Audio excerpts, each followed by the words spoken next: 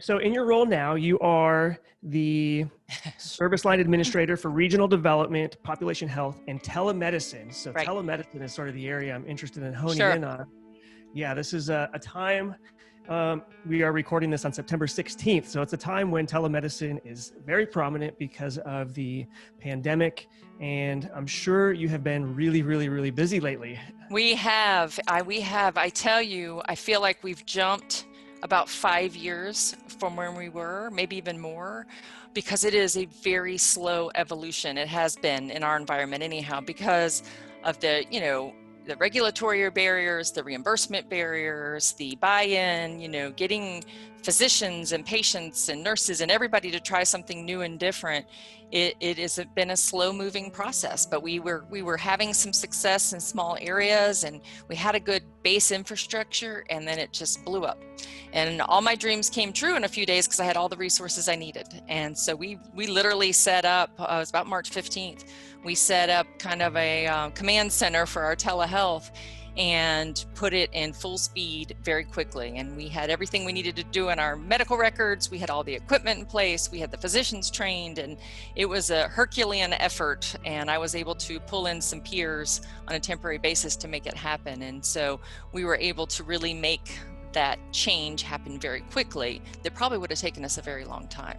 And I'm very excited because I think we all believe and hope that at least part of it is here to stay, that this hybrid model of healthcare will continue beyond this. I think it's shown everybody that this is a model that works, and this is what serves people best. It uses our vital resources best and really helps us be an efficient, effective care model.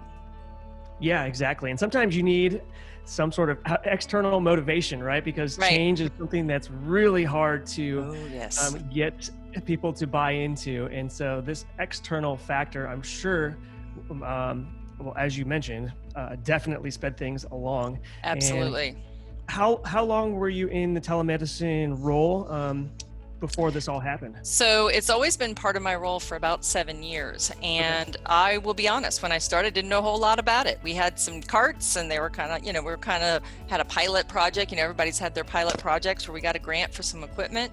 And it was kind of like, figure out what we're going to do with this. And again, to my nature, I spent a lot of time traveling around to different health systems and going to conferences and seeing what people were doing and learning about what worked for them, and taking those little snippets back and saying, what can work in our environment? And, we don't have the same advantages like other states where we have this, universal reimbursement, and it was figuring out, okay, where is the opportunity to make this work? And so I, from that time where I was learning from others, suddenly I began teaching others and doing lessons learned. Because what I saw was there was a big disconnect between, because people hear telemedicine and they think technology, and they think, oh, that's an IT project. And it is really not. It has to be a multidisciplinary approach. And we did this on a very, very little budget. And I think there's a lot of vendor creep and a lot of people that try to sell hospitals very expensive, robust, lovely systems that they really don't need. And it's easy to start this kind of effort very small and scale up and dip your toe in lightly. And so I think that message resonated. So, I've been all over the country, probably 30 different speaking engagements from just our one little hospital, community hospital, just showing that anybody can do this. You don't have to be this huge hospital system with a lot of resources, that taking technology and figuring out how it fits to fill a need, you can do very easily. You got some speakers and a webcam and some software, and boom, you're there. And so I enjoyed telling that story and showing others how to do it, and how it doesn't have to be so scary and so this, all or nothing, and you have to wait till you have all this money to do it. You can start it very small, which is what we did. And we had to have some success stories and get a physician who had buy-in and kind of demonstrate how this could, work with limiting our, exposure and how much money we were investing. And so I have had the opportunity to see some very robust, just amazing programs, and people that have no idea, that they're just learning, what is this thing? And so I think everybody's gotten caught up really quickly because suddenly it was the only way we could care for patients.